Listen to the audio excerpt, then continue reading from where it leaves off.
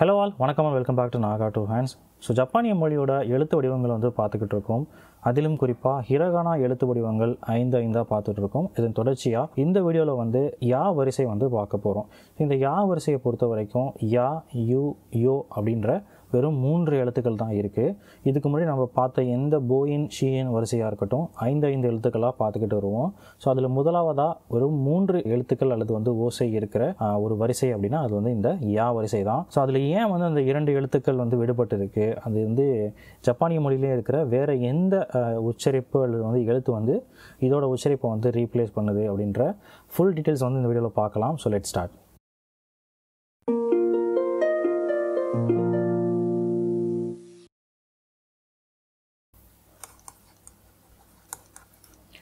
Alright. So வழக்கம் போலவே இந்த ஜப்பானிய மொழியின் யா வரிசையோட உச்சரிப்பு தமிழில் எப்படி இருக்குது அப்படின்றத நான் முதல்ல எழுதி காட்டிடுறேன். ஸோ முதலாவதாக யா, பிறகு இ, யு, ஏ அண்ட் இறுதியாக யோ. ஸோ நான் முன்னமே சொன்ன மாதிரி இந்த இ என்கிற எழுத்தும் இந்த ஏ என்கிற எழுத்தும் யா வரிசையில் ஜப்பானிய மொழியில் வந்து கிடையாது. ஸோ அது ஏன், அதுக்கு பின்னாடி உள்ள லாஜிக்கான ரீசன் என்ன அப்படின்றத பார்க்குறதுக்கு முன்னாடி ஹிரகானாவோட எழுத்து வடிவம் எப்படி இருக்குது அப்படின்றத வந்து நான் இங்கே எழுதி காட்டிடுறேன். ஆல்ரைட். ஸோ முதலாவதாக யா, பிறகு யூ, பிறகு யோ. ஸோ இப்போ இந்த யா வரிசையில் இ அண்ட் ஏ அப்படின்ற 2 எழுத்து வடிவங்கள் வந்து கிடையாது. ஸோ இந்த இ அண்ட் ஏ இந்த 2 எழுத்து வடிவங்களும் அல்லது ஓசையும் ஆல்ரெடி நம்ம ஹிரகானா போயின் வரிசையிலேயே இருக்குது அப்படின்றது தான் வந்து இதற்கு காரணம். ஸோ அந்த உச்சரிப்பை நான் வந்து இங்கே தமிழ் எழுதுகிறேன். முதல்ல உயிரெழுத்தோட உச்சரிப்பு. ஸோ ஈக்கு இணையான உச்சரிப்பு வந்து இந்த ஈயை சொல்லலாம். அதே மாதிரி ஏக்கு இணையான உச்சரிப்பு வந்து இந்த ஏவை வந்து சொல்லலாம். ஸோ இவை வந்து ஜப்பானிய மொழியில் ஆல்ரெடி உயிரெழுத்துக்களில் இருக்கிறதுனால, அதாவது இந்த 2 எழுத்துக்கள் இ அண்ட் ஏ. ஸோ இவை இரண்டும் ஆல்ரெடி இருக்கிறதுனால இந்த ஜப்பானிய யா வரிசையில் இ அண்ட் ஏ என்கிற இந்த 2 எழுத்துக்களும் வந்து கிடையாது. பட் ஆனால் உச்சரிப்பு இருக்குது, அது ஆல்ரெடி உயிரெழுத்துலேயே இருக்குது அப்படின்னு நீங்கள் நினைவில் வச்சுக்கலாம்.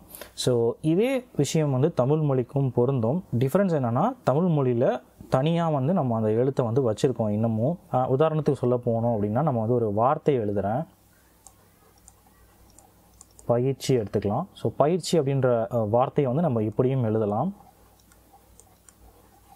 இந்த பயிற்சியில் இருக்கிற இந்த இ அப்படின்ற அந்த எழுத்து உச்சரிப்பை வந்து நம்ம உயிரெழுத்தை உபயோகப்படுத்தியும் எழுதலாம். ஸோ உச்சரிப்பில் வந்து உங்களுக்கு எந்த ஒரு டிஃப்ரென்ஸுமே இருக்க போகிறதில்ல. அதுவும் பயிற்சி தான், இதுவும் பயிற்சி தான். பட் எழுத்து வடிவத்தில் மட்டும் நம்ம பிரெயின் வந்து ட்ரெயின் ஆகிருக்கு எந்த இ இதெல்லாம் வந்து யூஸ் பண்ணணும் அப்படின்றத வந்து. ஸோ ஆரம்பத்தில் நம்ம மொழியிலையும் வந்து எழுத்து சீர்திருத்தங்கள் நடந்திருக்கு அப்படின்றத நம்ம முதல் 2 எபிசோடில் வந்து பார்த்துருப்போம். அதில் வந்து இதை கரெக்ட் பண்ணியிருந்தாங்கன்னா நம்மளும் அந்த வடிவத்தையே ஃபாலோ பண்ணுவோம். ஸோ பட் ஆனால் இன்றைக்கி வந்து இந்த 2 வெவ்வேறு ஓசை வடிவம் வந்து தமிழ் மொழியில் இருக்கிறது ஒரு சிறப்பாக நம்ம எடுத்துக்கலாம். அதே போல் அது இல்லாத விஷயம் வந்து ஜப்பானியர்களுக்கு சிறப்பு அப்படின்னு எடுத்துக்கலாம். ஸோ இயல்பாக ஜப்பானிய மொழியில் உயிரெழுத்துக்களில் இந்த 2 ஓசைகளும் இருக்கிறதுனால யா வரிசையில் வந்து கிடையாது. ஸோ இந்த ஹிரகானா சார்ட் ப்ரிப்பேர் பண்ணுறப்பயே இதை வந்து அவங்க உள்ளே கொண்டுட்டு வரல. இதே போலவே கொரியன் மொழியிலையும் அவர்கள் வந்து இந்த மாதிரி ஒரு சில எழுத்துக்கள், ஒரு சில உச்சரிப்புகளுக்கு வந்து அவங்களும் வந்து உயிரெழுத்துக்களையே உபயோகப்படுத்திக்கிறது தான் வந்து நான் படிச்சிருந்தேன். இதெல்லாம் வந்து ஒரு மொழியோட எவல்யூஷன் அப்படின்னு வந்து சொல்லலாம்.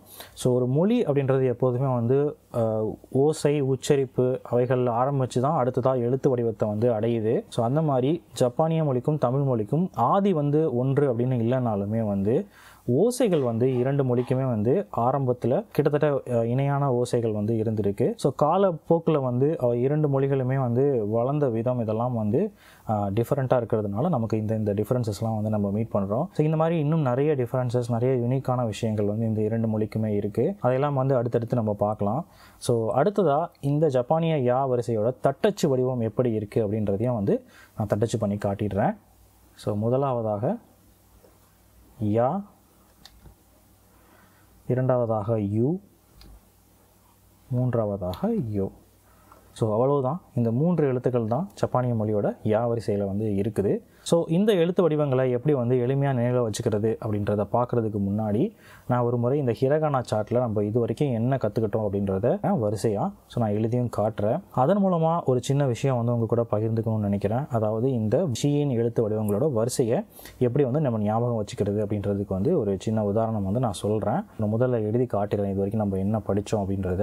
ஸோ முதலாவதாக ஆ வரிசை பார்த்துருப்போம். ஸோ இரண்டாவதாக கா வரிசை, பிறகு சா வரிசை, பிறகு தா வரிசை, அதன் பிறகு நா வரிசை, அதன் பிறகு ஹா வரிசை, அதன் பிறகு மா வரிசை, இன்னைக்கு அதன் தொடர்ச்சியாக யா வரிசை பார்க்குறோம். ஸோ இதை நான் தமிழ்லையும் எழுதிடுறேன்.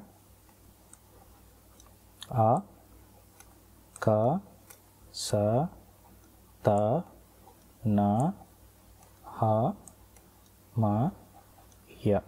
ஸோ ஆ விட்டுறலாம், இது வந்து போயின்.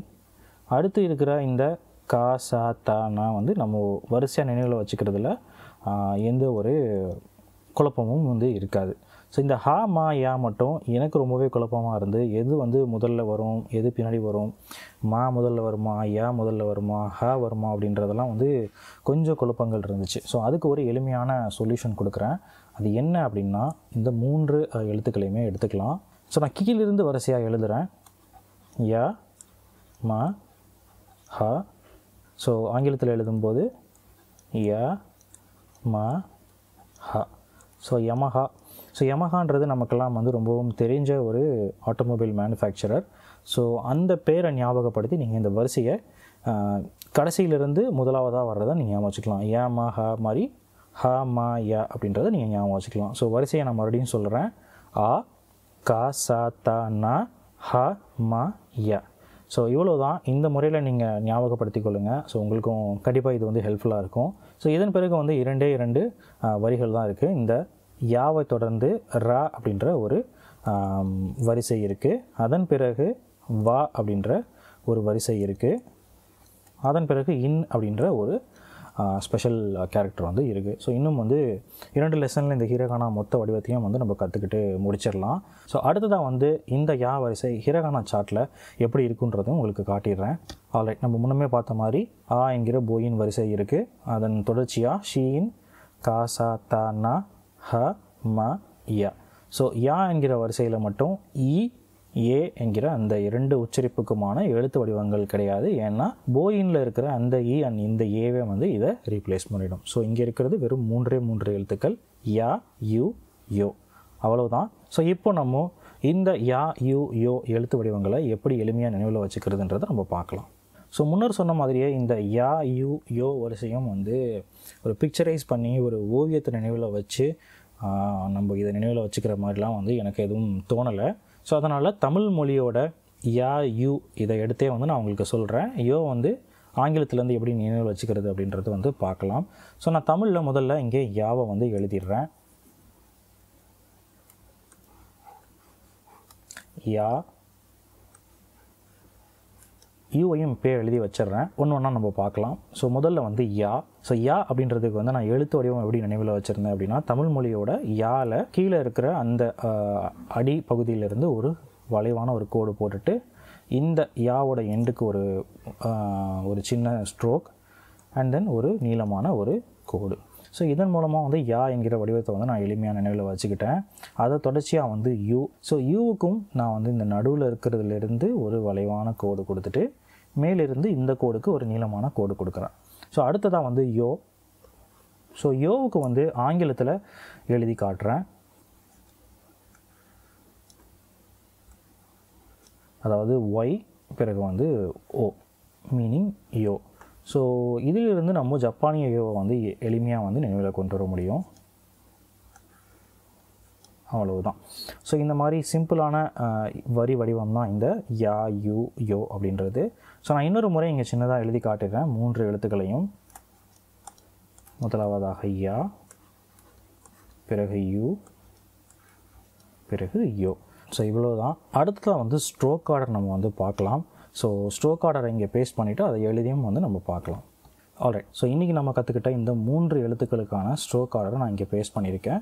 இப்போ நம்ம எழுதி பார்த்துடலாம். ஸோ முதல்ல யா, ஸோ இந்த கோடு தான் முதல்ல வரணும்.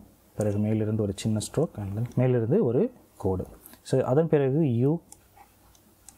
ஸோ யூ 2 ஸ்ட்ரோக்கு தான். பிறகு வந்து யோவும் 2 ஸ்ட்ரோக்கு தான். ஸோ அவ்வளோதான். அடுத்ததான் வந்து இந்த ஒரு வார்த்தைக்குமான ஒரு உதாரண வார்த்தைகள் பார்த்துட்டு இந்த வீடியோவை க்ளோஸ் பண்ணலாம்.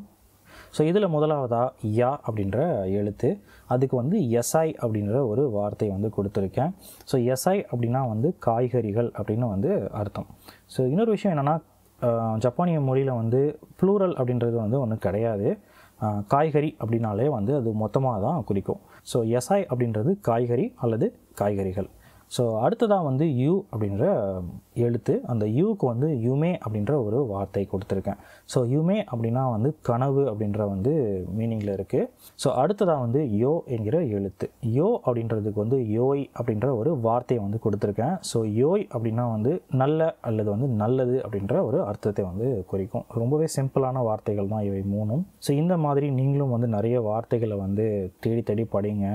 முதல்ல வந்து ஜப்பானிய சத்தங்களுக்கு வந்து நீங்கள் எக்ஸ்போஸ் ஆகுங்க. அப்போ தான் வந்து நிறைய வொக்காபுலரிஸ் வந்து உங்கள் மைண்டில் எடுத்துக்கும் போது வந்து அது ரொம்பவே ஈஸியாக வந்து மனதில் பதியும். அதே மாதிரி நான் எப்போதும் சொல்கிற மாதிரி நீங்கள் வந்து கற்றுக்கிட்ட ஒரு சத்தத்துக்குமான எழுத்தையும் நீங்கள் வந்து குறைஞ்சது ஒரு 100 முறையாவது டெய்லியும் எழுதி பாருங்கள். அட்லீஸ்ட் டெய்லி முடியலனாலும் இன்றைக்கி ஒரு 50, நாளைக்கு ஒரு 50, இது மாதிரி வந்து எழுதி வந்து பாருங்கள். அப்போ தான் வந்து உங்களோட மனதில் வந்து அது நல்லாவே வந்து பதியும். ஸோ இப்போ இந்த உதாரண வார்த்தைகளை காப்பி பண்ணி நம்ம பேஸ்ட் பண்ணிடலாம். ஆல்ரைட். ஸோ இப்போ நான் உதாரண வார்த்தைகளையும் இங்கே நான் பேஸ்ட் பண்ணிட்டேன். ஸோ இன்றைக்கி வீடியோவில் வந்து யா யூ யோ அப்படின்ற ஜப்பானிய உச்சரிப்பு, அதுக்கு இணையான ஜப்பானிய ஹிரகானா எழுத்து வடிவம் பார்த்துருக்கோம். அண்ட் அந்த எழுத்துக்களை எப்படி வந்து நம்ம நினைவில் வச்சுக்கிறது அப்படின்றதுக்கானதும், கூடவே இந்த ஜப்பானிய போயின் ஷேயின் வரிசை, அதில் வந்து எப்படி நம்ம ஹா மா யா அப்படின்றத வந்து எப்படி நம்ம நினைவில் வச்சுக்கிறது அப்படின்றதுக்கான ஒரு சின்ன எக்ஸாம்பிள் கொடுத்துருந்தேன். அதை தொடர்ச்சியாக ஸ்ட்ரோக் ஆர்டர் அண்ட் உதாரண வார்த்தைகள் ஒரு எழுத்துக்கும் நம்ம பார்த்துருக்கோம். ஸோ இந்த வீடியோ உங்களுக்கு ஹெல்ப்ஃபுல்லாக இருந்திருக்கும்னு நினைக்கிறேன். இதே மாதிரி அடுத்த வீடியோவில் ரா வரிசையோடு உங்களை மீட் பண்ணுறேன். அது வரைக்கும் பாய்.